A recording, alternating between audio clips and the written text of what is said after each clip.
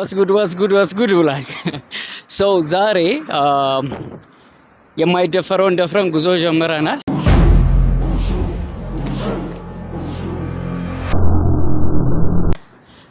ከዚህ በኋላ 1475 ቦታዎች እስክንሄድ ድረስ ሆፕፉሊ ተስፋ አንቆርጥም፣ አንመለስም። በጣም አይናፋር ነበርኩ። አሁን እንዴት በድፍረት እንደምቀርጽ እንጂ ዛሬ ቢመሽብኝም እንኳን ወደ ከተማው ሳርቅ እንዲሆን በማሰብ ጉዞዬን ወደ እንጦጦ መስመር ነው ያደረኩት።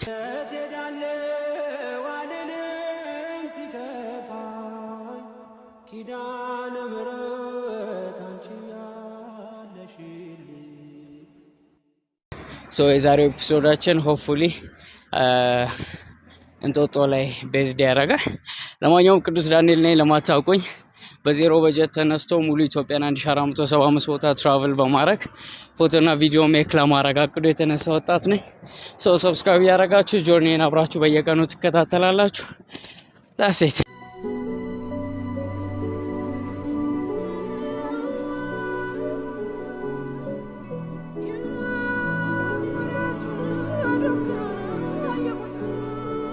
ድመቱ ያለብኝ ነገር ሰው ሳይ ማውራት የሚከብደኝ ነገር። ለማንኛውም ሀሳቤ ሙሉ ኢትዮጵያን ቱር በማድረግ ፎቶና ቪዲዮ መስራት ነው። ከአዲስ አበባ ጉዞውን ጀምረናል። ጊዮን ጋር ደረስን። በስመ አብ። የዛሬው ጉዞችን 13 ኪሎ ሜትር ነው። 13 ኪሎ ሜትር ማለት ሆፕፉሊ 3 ሰዓት ከ40 ደቂቃ ነው የሚለው ማፕ ሳይ። ከአዲስ አበባ ሳንወጣ እንኳ 3 ሰዓት ከ40 ደቂቃ እንጓዛለን። በኢየሱስ ኤኒዌይስ በጣም ሎንግ ጆርኒ እንደሚሆን እምነቱ አለኝ። ማፊያ ነው መስለው ሰውን ኮፍያ ሳደርግ መኪኖቹ ሊያሳልፉኝ አልቻሉም። ኤኒዌይስ ከዛ ሀሳቡን ልንገራችሁ።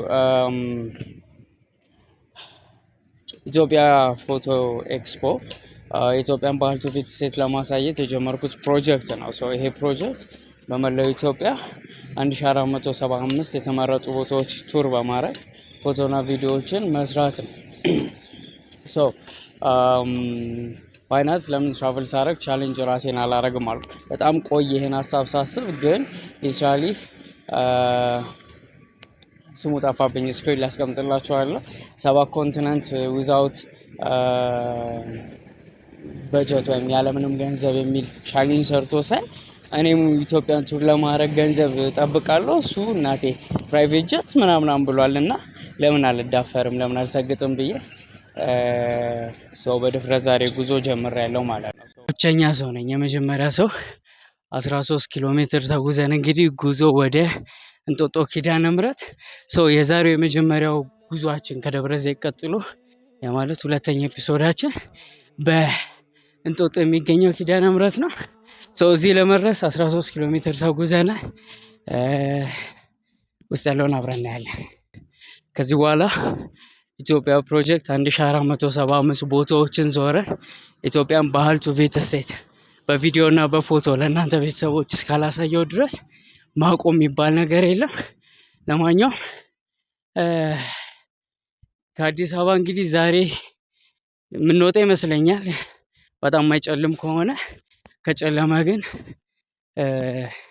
ነገ ጠዋት እንወጣለን። እንዴት እንደሚያምር የታል ሽሮ ሜዳ ሌላ ታሪክ ውስጥ ገብታለች። ማርያም አሁን ይህንን አላውቀውም። ጅማ ያለው ያልተሰማኝ ሽሮ ሜዳ ሳይሆን ቁስቋም ነው የሚባለው። ይሄ እንጦጦ መግቢያ ጋር። ለማንኛውም ገና ብዙ ዳገት ጠብቀናል። እየመሸ ነው። ማክሲማም እስከ 1 ሰዓት ከደረሰ ራሱ በጣም አሪፍ ነገር ነው።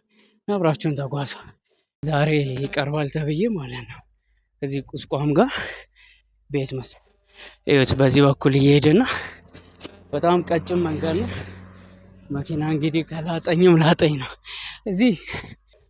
እዚህ ከመጣሁ በጣም ቆይቻለሁ። ራሱ ያዩኝ ረዳገት ጌርጌሴሎ የሚባል የበጎ አድራጎት ማህበር አለ። በጣም የምወደው በጎ አድራጎት ማህበር። ሰዓቱ 12 ሰዓት ስለሆነ ነው እየጨለመ ያለው። ኤኒዌይስ ጌርጌሴሎን በጎ ፈቃደኛ እያለን ነበር እዚህ የምንመጣው። አሁን ግን የፈጠነ እንጦጦ ማርያም መድረስ አለብን። ሊፍት እንጠይቅን።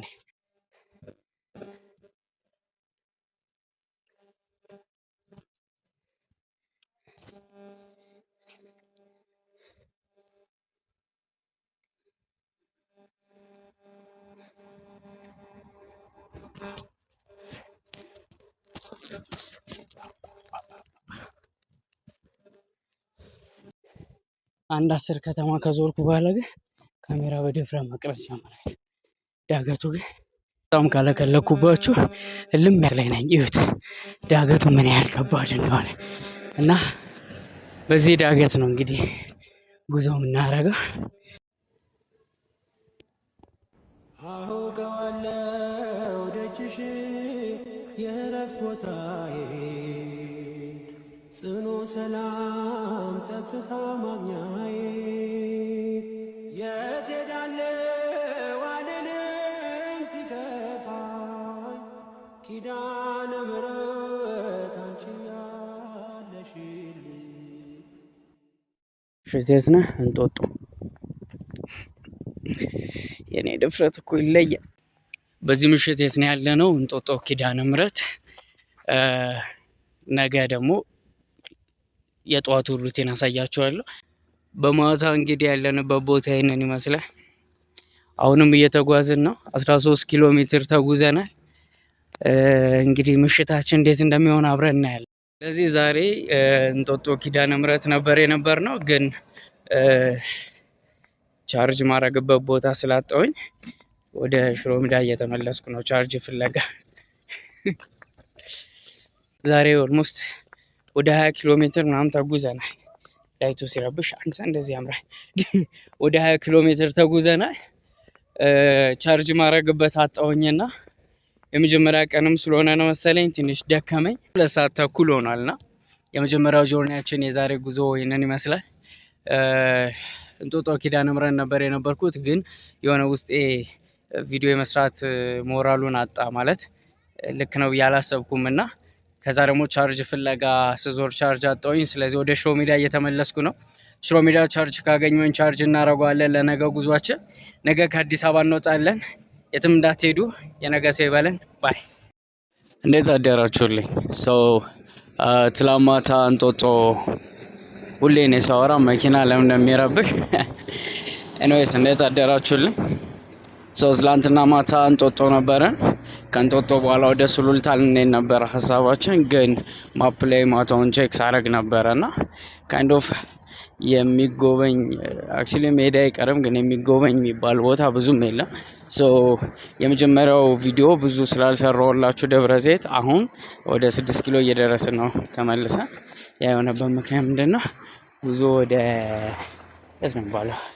ወደ ደብረ ዘይት። ዛሬ ጉዟችንን ወደ ደብረ ዘይት እናደርጋለን። ምንድን ነው የምናደርገው?